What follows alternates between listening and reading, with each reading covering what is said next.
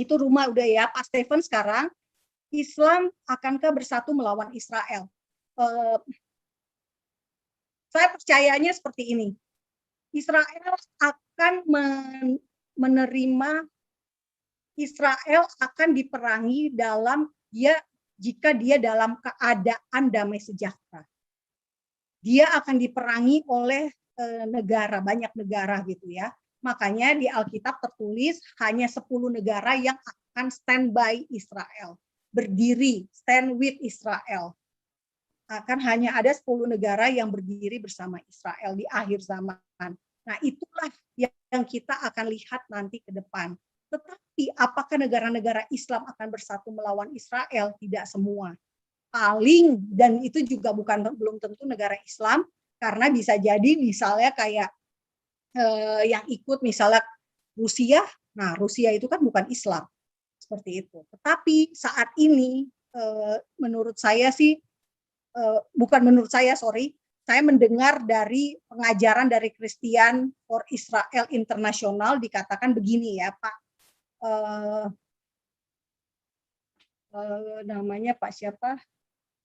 Glashauer, pendetanya Reverend Glashauer bilang Israel akan mengalami 5 perang besar terlebih dulu, baru kemudian terjadi rapture, terjadi kesudahannya gitu ya buat kita orang Kristen. Nah, apakah yang kemarin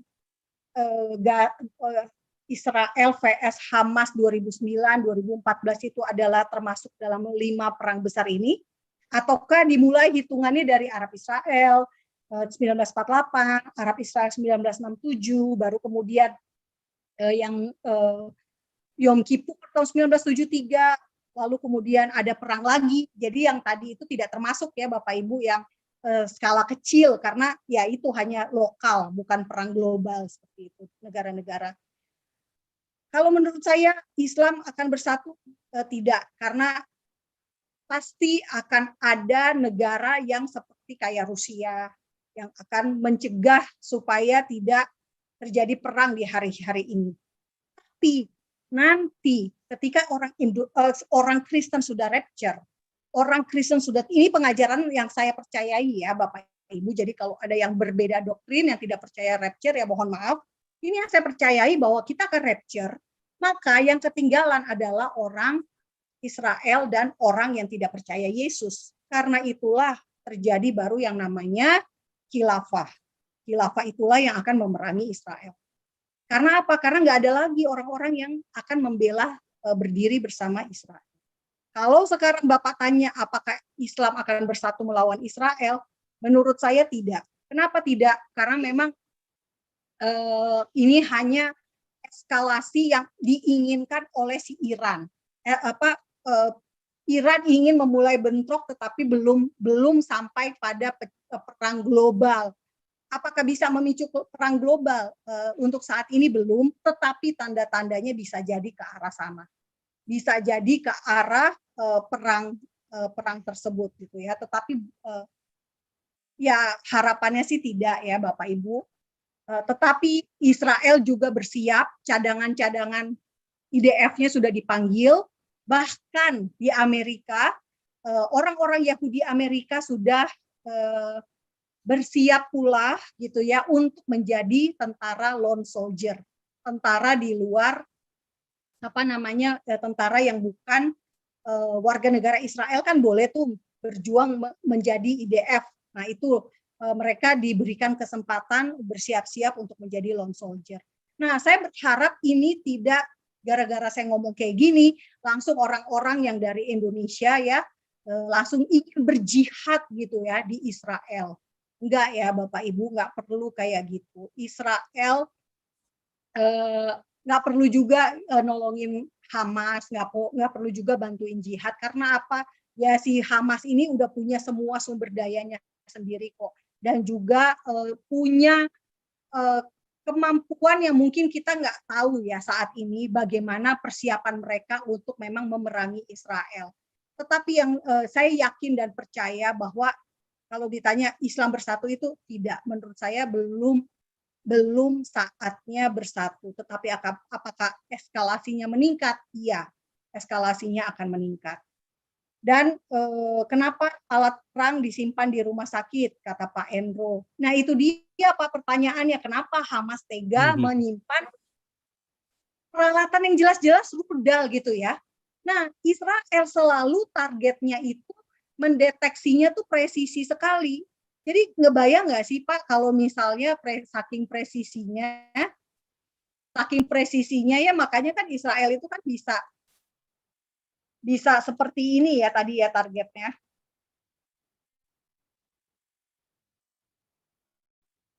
Ini. Ya kan?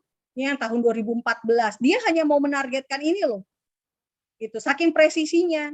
Nah, tetapi kalau memang ternyata terlalu dekat mereka menaruhnya ya tentu akan menjadikan korban di tempat pemukiman dan sebagainya. Nih, bisa bayangkan Bapak Ibu ini yang terbaru loh.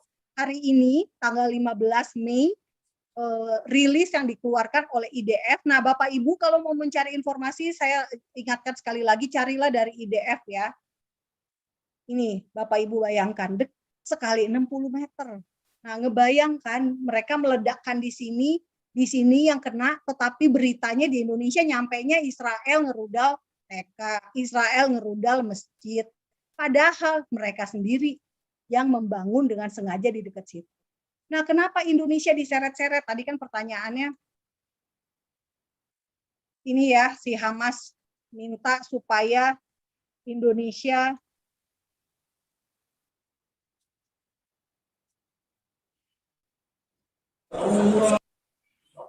nih, Hamas minta Jokowi bela Palestina dan sebagainya. Kenapa? Ya karena tadi saya katakan, Pak, saat ini negara-negara Arab sebetulnya bersahabat dengan Israel, bahkan Sudan, negara yang tadinya menjadi tempat masuknya senjata-senjata dari Iran untuk masuk ke Hamas, itu udah baikan sama Israel gitu. Jadi apakah nanti mereka akan paling mereka si negara-negara Arab sih kalau menurut saya sih paling hanya akan kita Israel, kita Liga Arab rapat, rame-rame boykot, rame-rame berseru-seru doang, koar-koar doang. Tetapi apakah akan ada actionnya? Saya rasa sih tidak sampai ke sana, tidak akan sampai ke sana. Dan kenapa Indonesia diseret? Ya itu tadi Pak, karena udah nggak ada temennya, makanya mereka ngambilnya Indonesia, nyari peluang supaya Indonesia kecebur konflik Israel Palestina, padahal Indonesia sendiri nggak ada hubungannya sama Israel. Ngapain ikut campur gitu kan? Nah kemarin kita lihat Bapak Ibu, kita lihat sendiri deh, negara-negara Islam sendiri tidak bisa beresin Afghanistan. Bayangin ya, Afghanistan loh yang jelas-jelas sudah negaranya Islam. Konflik Tunisia baru-baru ini coba berapa? Tuh isinya 50-an siswa tewas. 50-an siswa Syiah tewas dibom sama Taliban pas lagi Ramadan. Berapa banyak korban tewas selama Ramadan? Tolong di Google sendiri. Nah, itu kita bayangin, itu negara Arab nggak ribut, Indonesia nggak juga apa ya, nggak berat. Ada sih kecaman saya baca dari Kemlu mengecam, tetapi juga maksudnya tidak diberitakan secara masif, kurang lebih seperti itu. Berbeda sekali dengan apa yang diberitakan oleh media terkait dengan konflik Israel dan Palestina. Nah itu satu, negara Afghanistan aja nggak bisa diberesin oleh dunia Arab, gitu ya. Gimana mau ngeberesin Israel Palestina? Yang jelas-jelas sudah banyak banget ininya di dalam situ tuh yang pro dan kontranya tuh banyak banget. Akan ada yang tidak mendukung. Kayak kemarin aja kan, Qatar diboikot oleh negara-negara Arab Teluk nih. Musuhan sama Qatar. Gara-gara apa? Gara-gara Qatar menyokong Hamas. Sekarang baru-baru ini baikan lagi. Apa sekarang mau musuhan lagi gitu gara-gara ada satu negara atau dua negara yang bantuin Hamas gitu. Saya rasa negara-negara Arab ini akan konsisten kalau sekali mereka mengatakan Hamas itu teroris, nggak mungkin tiba-tiba mereka akan mengubah pernyataannya mereka. Makanya yang saya heran sekarang ini adalah orang Indonesia moderat, kemana suaranya? Indonesia moderat dukung kejahatan-kejahatan Hamas gitu ya. Orang Kristen juga sosokan pro Palestina. ngerti nggak sih Palestina yang mana gitu ya? Palestina tuh ada Fatah, ada Hamas gitu kan. Anda pro Palestina yang mana? Gitu. Saya sering kadang-kadang ya maaf ya saudara-saudara sesama umat Kristen, kita memang bersimpati, kita kasihan sama orang Palestina, tapi kita juga perlu tahu juga dong alasannya kita kasihan itu apa. Gitu. Jangan mau kita jadi ikut-ikut terus. Oh, karena semua mengutuk kita mengutuk, karena semua mengecam kita mengecam. Tunggu dulu, Bapak Ibu belajar dulu, buka dulu bukunya, dicari. Nih, kenapa sih kejadiannya? Apa sih yang penyebabnya dan sebagainya. Jadi, kenapa bisa Indonesia diseret? Ya karena Indonesia satu-satunya peluang potensial negara terbesar Islam yang bisa diajak. Yang lain nggak ada. Gitu ya, Bapak Stephen, Bapak Endro, maaf.